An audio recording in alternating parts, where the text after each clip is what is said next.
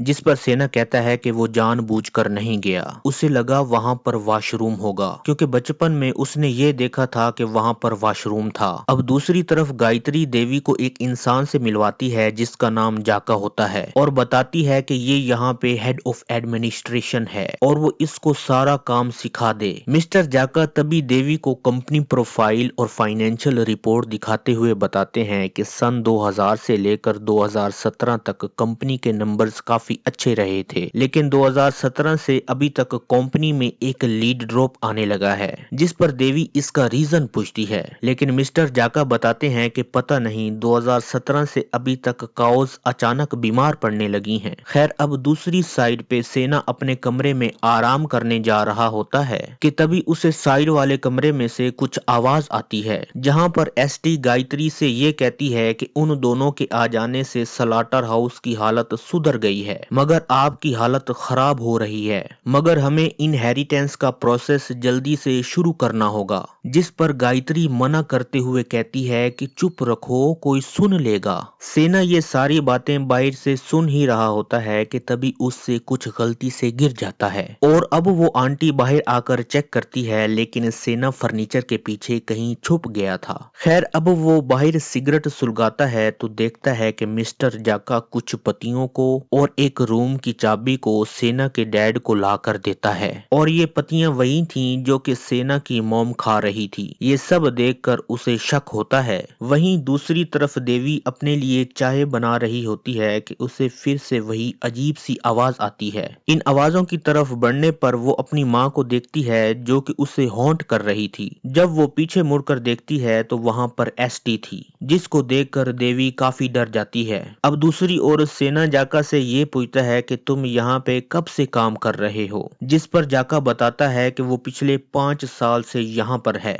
और सेना यहाँ पे तंजिया लहजे में पूछता है कि 5 साल कितना लंबा अरसा होता है और तुम्हें इस बिजनेस के बारे में काफी कुछ पता है और तुम मेरे परिवार से काफी करीब भी हो, यानी कि इतनी रात होने के बावजूद भी यहाँ पर हो। ये सब कुछ सुनने के बाद मिस्टर जाका थोड़ा सा टेंशन में आ जाता है। अब सीन शिफ्ट होता है और रात को खाना खाते टाइम देवी और सेना आपस में गायत्री के बारे में बात कर रहे थे, जिसको वो सुन लेती है। अब तभी बुरश करते टाइम देवी के पीछे एक ब्लैक एंटिटी खड़ी होती है, लेकिन जैसे ही वो पीछे मुड़ती है वहां पर एसटी थी जो कि उसे गायत्री के पास लेने आई थी। अब गायत्री और देवी आपस में बात करते हैं, जहां पे वो उसे अपनी 30 साल पुरानी म्यूजिक कलेक्शन दिखाती है और वो जानती है कि वो रात को म्यूजिक कैसेट सुनती है, जिसको सुनकर देवी शॉक्ड हो जाती है कि इसको इन सारी बातों के बारे में कैसे पता है। एनीवेज, अब जो मिस्टर अगंग होते हैं वो एसटी को अपने साथ चेस खेलने के लिए बुला लेते हैं। अब गायत्री देवी से कहती है कि अगर उसे अपनी माँ से बात करनी है तो वो ऐसा कर सकती है, जिसके चलते देवी काफी घबरा जाती है।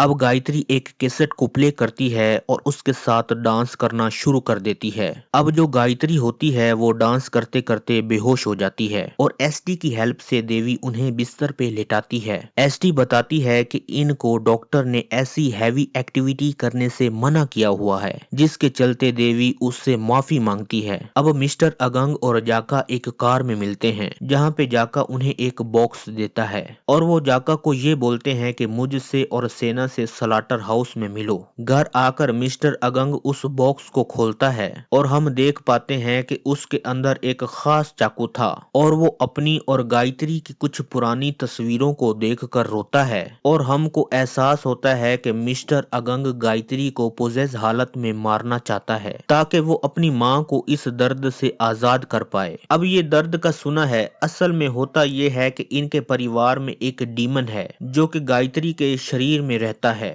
और वो उसे अंदर से खा रहा है, इसलिए वो काफी तकलीफ में है और इस डीमन को एक फ्रेश ब्लड चाहिए रहने के लिए, जैसा कि देवी, यानी कि इनके खानदान में बहुत टाइम से ऐसा होता आ रहा है। और अब आपको समझ में आया होगा कि ये लोग इतने पैसे वाले कैसे थे और क्यों देवी की मॉम इससे ये बार बार कहती थी कि वो हमें नहीं छोड़ेंगे, यानी कि वो उसी डीमन के बारे में ही बात कर रही थी। अब मिस्टर अगंग जो होता है वो चाकू लेकर अपनी अपनी माँ को मारने जाता है, लेकिन तभी वहाँ एसटी आकर उसको ही जान से मार देती है। अब तभी हम मिस्टर जाका को देखते हैं जो कि फोन इस्तेमाल करते हुए सीधा मिस्टर अगंग की टंगी हुई लाश से टकरा जाता है। अब बाकी वर्कर्स ये देखते हुए भागते हैं, जहाँ पर एक लड़की चिल्लाने लगती है कि जाका यहाँ पे पहले से था, ये भी शायद उनसे मिली हुई थी। अब ये सुनकर सभी लोग जाका को मारने के लिए उनके पीछे पड़ जाते हैं। तभी सेना और देवी जाका को भागते हुए देखते हैं और अंदर जाते हैं। तभी उन्हें भी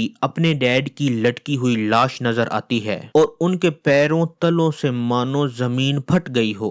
सेना रोते हुए भागता है और मदद मांगने लगता है। तभी सेना किसी तरह से खुद को संभालता है और अगली सुबह खाना खाते वक्त देवी से ये कहता है कि हमें अब यहाँ से चले जाना चाहिए, लेकिन अब देवी यहाँ से नहीं जाना चाहती थी। वो उसे काफी बार समझाता है, लेकिन यहाँ पे उल्टा इनका झगड़ा होने लगता है, जहाँ पे वो दोनों अपने पेरेंट्स के मरने की वजह एक दूसरे को बताते हैं। अब जो एसटी होता है वो सेना को बताती है कि ये सब कुछ जाका ने किया है। कि तभी सेना को एक अननोन नंबर से मैसेज आता है कि वो अकेले आकर काउशेड में मिले। दूसरी तरफ हम देवी को कमरे में रोता हुआ देखते हैं, जहाँ पर उसे अपनी मॉम के पुकारने की आवाज आती है। वो उन्हें बैठा हुआ देखती है जो कि काफी अच्छे रूप में थी। वो उनसे माफी मांगती है कि वो उन्हें बचा नहीं पाई। उसकी माँ ये कहती है कि वो हमेशा से ही उनके साथ है। तभी जो सेना होता है वो जाका से मिलने काउशेड पहुंच गया था, क्योंकि उस अननोन नंबर से जाका ने ही उसे मैसेज किया था। जाका उसे सब कुछ बताने की कोशिश करता है, मगर सेना काफी गुस्से में था, जिसके चलते वो उसे खत्म कर देता है।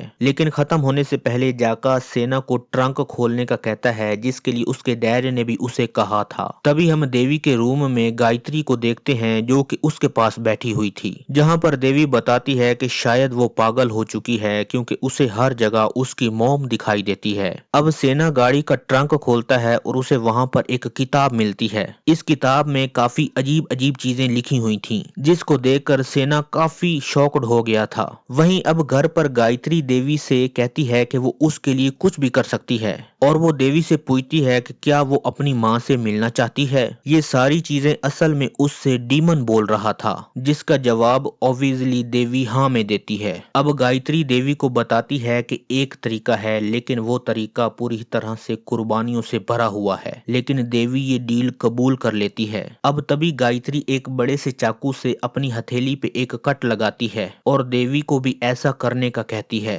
और इधर सेना ये सारी चीजें किताब के अंदर पढ़ रहा था, यानी कि ये किसी तरह का रिचुअल होता है। कि तभी उसके हाथ एक पर्ची लगती है, जिसके ऊपर जुजुबी लीव्स के बारे में लिखा हुआ था, जो कि उसके डैड ने उसे दिया था। उसके डैड ने लिखा था कि ये इनहेरिटेंस प्रोसेस तब शुरू होगा जब फीमेल ऑफ स्प्रिंग एंटर करेंगी, विच मीन्स जब देवी एक बच्ची से एक एडल्ट बनेगी और सेना को कुर्बान कर दिया जाएगा। ये सब पढ़कर सेना जल्दी से भागता है अपनी बहन को बचाने के लिए। वो घर के अंदर जाकर देखता है कि देवी अपना हाथ किसी तरह से काट चुकी थी, जैसा कि रिचुअल वाली किताब में लिखा था। अब ये बूढ़ी अपना कटा हुआ हाथ उस प्यारे से हाथ से मिलाती है और उससे ये कहती है कि वो जल्द ही अपनी माँ से मिलेगी। इतने में सेना घर पहुंच चुका था और वो भागकर ऊपर वाले कमरे में जाता है, पर देवी अपने कमरे में नहीं थी। सेना देवी को ढूंढते हुए दूसरे कमरे में जाता है, जहां पर देवी जमीन पर पड़ी हुई थी, जिसके साइड में बहुत सारा खून था। और अब सेना बिना कुछ सोचे देवी को उठाकर वहां से जाने लगता है, लेकिन वो हड़बड़ाहट में गाड़ी की चाबी भूल गया था। और तभी पीछे से आकर एसटी सेना को मारती है और वो बेहोश हो जाता है। और तभी हम एसटी को देखते हैं जो कि रिचुअल परफॉर्म कर रही थी। असल में एसटी इस डेमोन की एक सर्वेंट होती है, जिसके दौरान वो देवी से कहती है कि तुमने अपना वादा पूरा किया और अब घर जाने का वक्त है। देवी कुछ भी समझ नहीं पा रही थी कि तभी हम देखते हैं कि एसटी हाथ में एक बड़ा सा चाकू लिए सेना की तरफ बढ़ रही थी। वो सेना का गला काट कर सारा खून एक गिलास में भर लेती है, यानी कि बेचारा सेना कुर्बान कर दिया गया था और जबरदस्ती वो खून देवी को पिला दिया जाता है। हम देखते हैं कि वहां पर गायत्री और कई सारी औरतें होती हैं और वो इस रिचुअल को परफॉर्म कर रही थीं, यानी कि ये सब लोग बुरे लोग थे और ये सब प्रोसेस वो डीमोन के लिए कर रहे थे। तभी एसटी अब जादू टोने की कुछ लाइंस बोलती है और हम देखते हैं कि गायत्री देवी के मॉम के रूप में आ जाती है,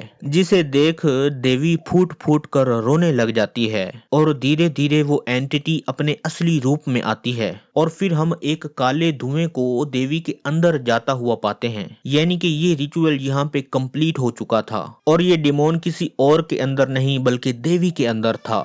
सबसे बड़ी बात कि इस बेचारे सेना का सैक्रिफाइस कर दिया गया, जो कि पर्सनली मुझे हिला गया अंदर से। आपको भी अगर ये महसूस हुआ है कि सेना के साथ बुरा हुआ है तो अपनी राय नीचे कमेंट बॉक्स में लाजमी दीजिएगा। इसके साथ ही ये शानदार मूवी यहीं पे खत्म हो जाती है।